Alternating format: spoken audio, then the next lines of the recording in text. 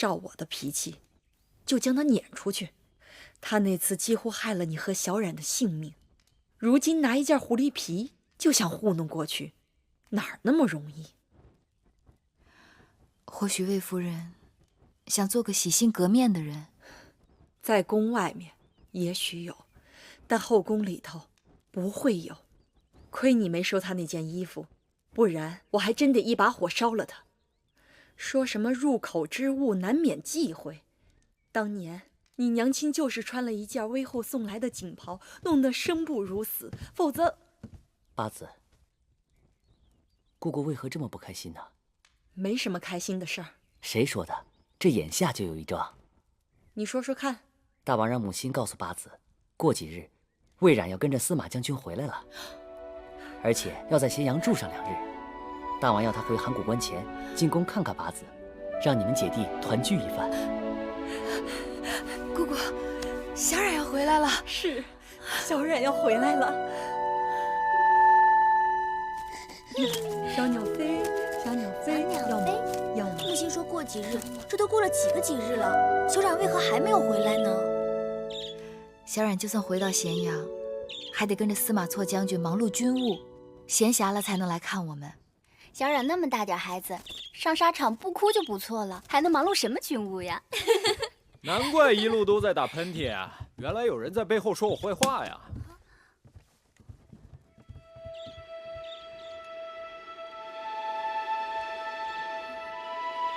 啊？哎，不认识了。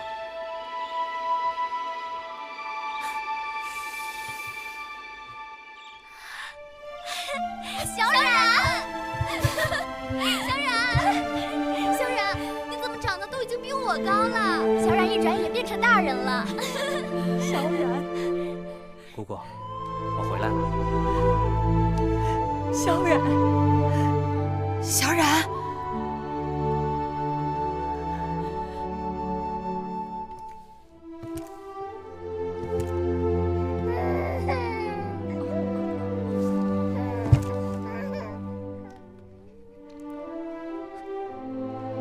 姐姐，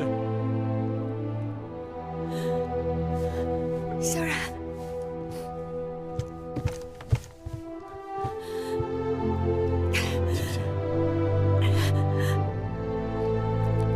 小冉想念姐姐。姐姐一想小冉，都变成大人了。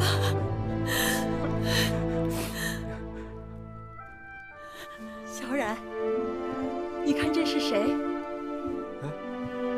真是继儿，快叫舅舅。继儿，继儿，我当舅舅了，我当舅舅了。来，继儿，继儿，姐姐觉不觉得继儿跟我小时候有些相像？可不是，都说外甥像舅舅呢。不过继儿可千万不要真的像我。小冉从小到大，给姐姐、给姑姑添了多少麻烦，惹了多少祸事。小冉，让姐姐好好看看你。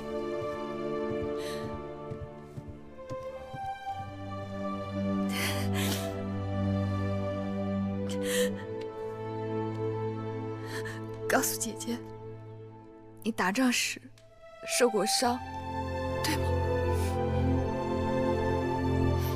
我知道你吃过许多苦，还不愿意说。你过的是刀头舔血的日子。姐姐希望我做个驰骋疆场的男子汉，小冉从来没给姐姐丢人。这次随着司马将军去袭击魏国粮草大营，小冉又立了军功。函谷关那边战事如何了？楚国兵力正在函谷关外集结，幸好处理子刚刚带着12万的增援人马抵达函谷关，那这仗就好打多了。哎，对了，找什么？我那包袱呢？在这儿呢。哦，好，来，这些东西啊，都是要交给姐姐的，都是小冉军功受赏得来的。有金，还有功勋田，不过只有10亩，还望姐姐不要嫌弃。哦，这2块玉也是我在疆场上得来的，就算作是给继儿的见面礼吧。小冉，这些东西我带在身上也不方便，以前还要托放在别人那儿，这次总算能见到姐姐一面，就都带过来了。傻孩子，姐姐这里什么都有。我知道，但这些都是小冉用性命给姐姐挣来的，以后小冉还要挣更多，给姐姐，给姑姑，还有继儿。好，那姐姐先给你收着，再给你添上一些，等着将来给你娶媳妇儿用。姐姐，慧儿，把衣服拿来。是。姑姑和姐姐给你做了几件新衣，你在外行军作战，千万别受寒了。看着就暖和。小冉，姐姐几年前给你的东西，你可妥当收着了？姐姐说的是《孙子兵法》13篇。正是。放心吧，小冉一直缝在贴胸的地方，有空的时候就拿出来看看。他可是我随身不离的先生，我要时常向他请教呢。那是大智慧，会让你受益匪浅。小冉明白。来，试试。好，试试。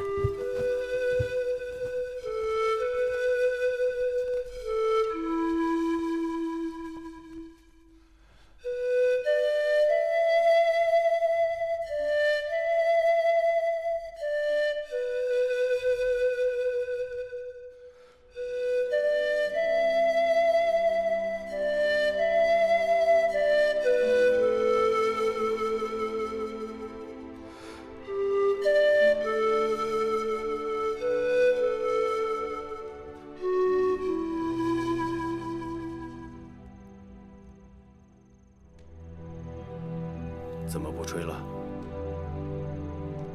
许久不吹，都忘了曲调。曲中有些呜咽之声，甚是悲凉。排箫的心是空的，芈月的心也是空的，彼此两相依。